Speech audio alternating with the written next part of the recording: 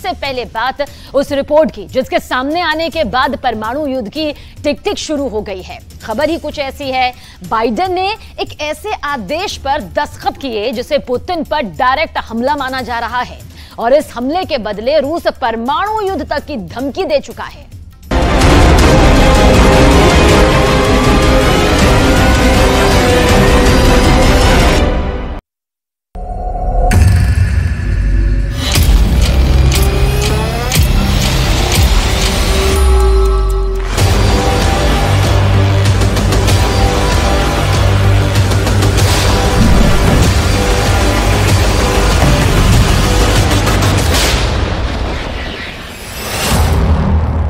क्या अमेरिका का white house परमाणु युद्ध का कारण बनने वाला है? व्हाइट हाउस में बैठे बाइडेन ने ऐसा क्या कर दिया है जिसने परमाणु युद्ध की आशंका को और बढ़ा दिया है? क्या बाइडेन ने एक ऐसा आदेश दिया है जिससे पुतिन का पारा हाई है?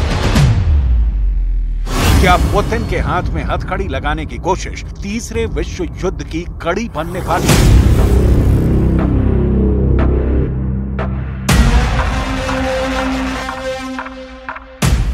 क्या पुतिन के खिलाफ अरेस्ट वारंट परमाणु युद्ध की वजह बनने वाला है?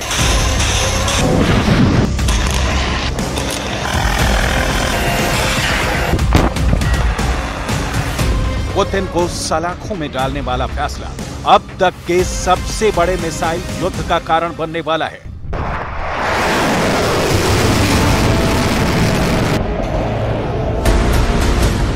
खबर है कि अमेरिका के राष्ट्रपति जो बाइडेन ने अपने प्रशासन को पुतिन के खिलाफ सबूत जुटाने के काम पर लगा दिया है। बाइडेन ने आदेश दिया है कि व्हाइट हाउस प्रशासन आईसीसी के साथ उन सबूतों को साझा करना शुरू कर दे जो अंतर्राष्ट्रीय आपराधिक न्यायालय यानी आईसीसी में रूस के कथित युद्ध अपराधों को साबित करे। हालांकि पेंटागन बाइडेन के इस कदम का विरोध कर रहा था और उसने निजी तौर पर तर्क दिया था कि अमेरिका का ऐसा करना उसे खतरे में डाल सकता है, क्योंकि रूस ने चेतावनी जारी की है कि अगर पुतिन के खिलाफ कुछ भी गलत किया गया तो परमाणु हमला तय है। जब से इंटरनेशनल क्रिमिनल कोर्ट ने रूस के राष्ट्रपति व्लादिमीर पुतिन के खिलाफ अरेस्ट वारंट जारी किया है, उसके बाद एक से बढ़कर एक बड़ी धमकियां सामने आ रही हैं। धमकी ये कि क्रेमलिन के मेन गेट पर जैसे ही पुतिन के नाम का अरेस्ट वारंट चस्पा होगा, इंटरनेशनल क्रिमिनल कोर्ट पर मिसाइलों की बरसात हो जाएगी। पुतिन के खिलाफ गिरफ्तारी का वारंट तीसरे विश्व युद्ध का ट्रिगर पॉइंट है। रूस के पूर्व राष्ट्रपति दिमित्री मेदवेदेव ने द हेग के इंटरनेशनल कोर्ट पर मिसाइल अटैक की धमकी दी है। दिमित्री मेदवेदेव रूस में व्लादिमीर पुतिन के सबसे करीबी नेताओं में से एक हैं। दिमित्री मेदवेदेव रूस की सुरक्षा परिषद के उपाध्यक्ष हैं। रूस में पुतिन के बाद नंबर 2 की हैसियत रखते हैं। ऐसे में हेग के इंटरनेशनल कोर्ट पर मिसाइल अटैक की धमकी अपने आप में बहुत बड़ी हो जाती है।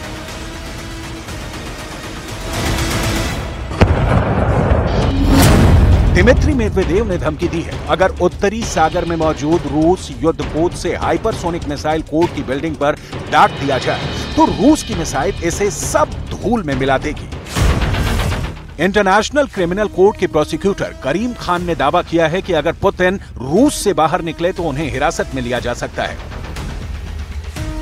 सवाल है, रूस के राष्ट्रपति को आखिर गिरफ्तार कौन करेगा? कौन सा देश ऐसा कर रूस से सीधे दुश्मनी मोल लेगा? क्योंकि रूस वारंट के आने के बाद ही धमका चुका है। वारंट तीसरे विश्व युद्ध का बुलावा लाया है। रूस का कहना है कि वो इंटरनेशनल क्रिमिनल कोर्ट के फैसले को नहीं मानता। उसके लिए आईसीसी का वारंट सिर्फ पूरा कागज है, लेकिन इस हिमाकत का जवाब परमाणु हमला भी हो सकता है। इस बीच अरेस्ट वारंट को लेकर रूस के ब्रॉडकास्टर आरटी और रूसिया सेगोडन्या की प्रधान संपादक मार्गरेटा सिमोनियन ने बहुत बड़ी धमकी दी है। मार्गरेटा सिमोनियन ने अपनी चेतावनी में कहा है, मैं एक ऐसा देश देखना चाहती हूं जो द हेग के तहत पुतिन को गिरफ्तार करे। लगभग 8 मिनट में रूस की मिसाइल ऐसे किसी भी देश तक पहुंच सकती है।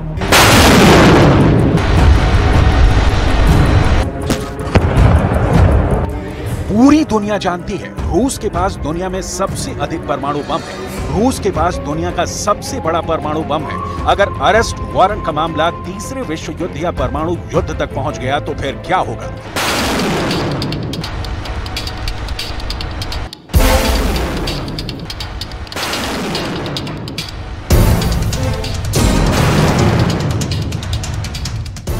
रूस कैसे इसका आगाज करेगा, इसे जान लीजिए।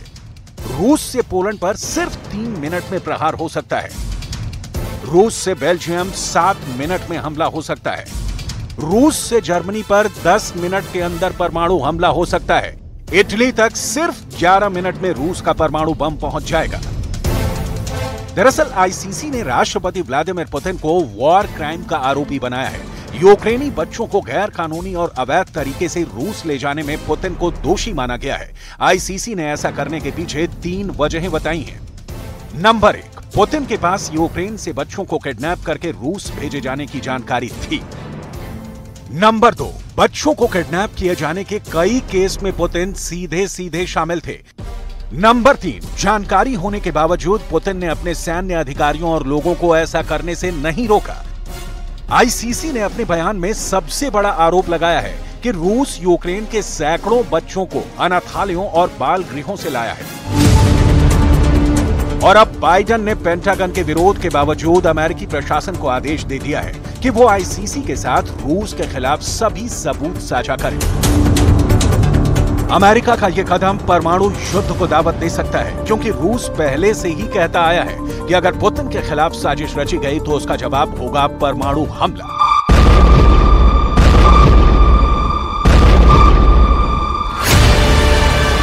परमाणु युद्ध की आशंका तब और बढ़ जाती है जब ये बात सामने आती है कि रूस ने बेलारूस में परमाणु हथियार तैनात कर दिए हैं।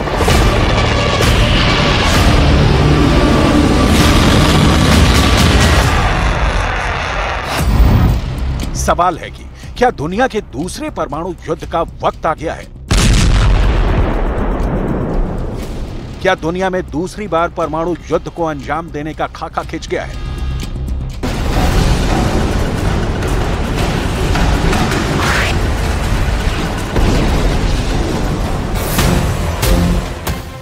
क्या क्रेमलिन में कयामत वाले युद्ध का काउंटडाउन तय हो गया है?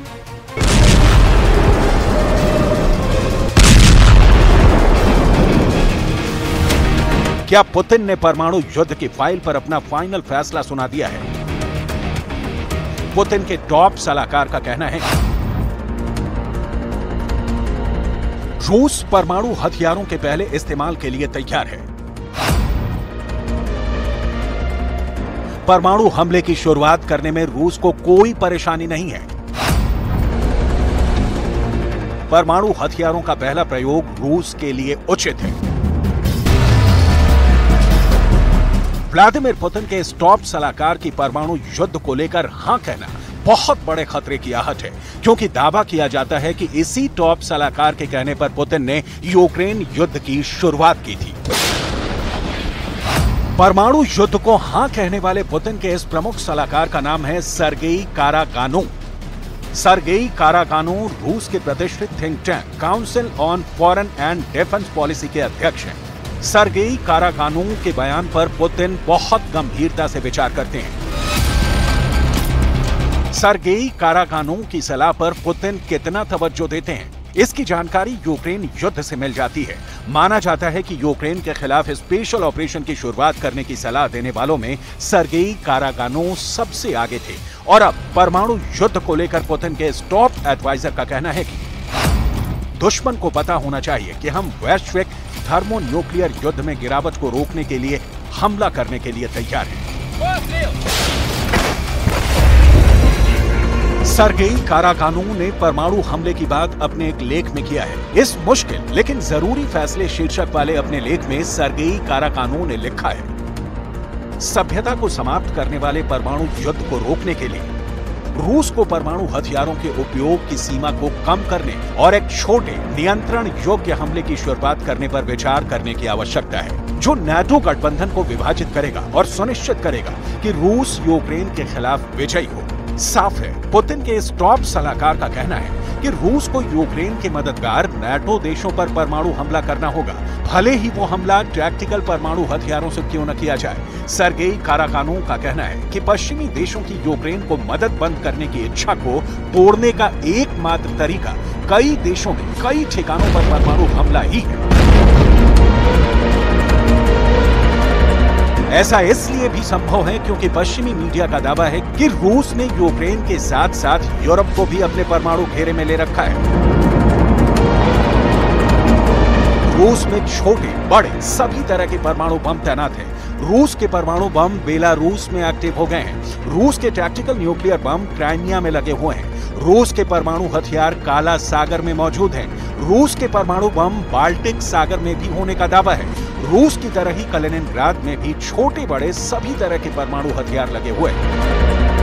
अगर अपने इस न्यूक्लियर गेम को पुतिन ने अंजाम तक पहुंचाया तो पूरे यूरोप का गेम ओवर हो सकता है। अगर ऐसा हुआ तो दुनिया ऐसा धमाका देखेगी, ऐसी तबाही की गवाह बनेगी, ऐसा खौफनाक मंजर पूरी पृथ्वी पर छा जाएगा जिसकी बराबरी हिरोशिमा और नागासाकी में हुए परमाणु धमाके मिलकर भी नहीं कर पाएंगे।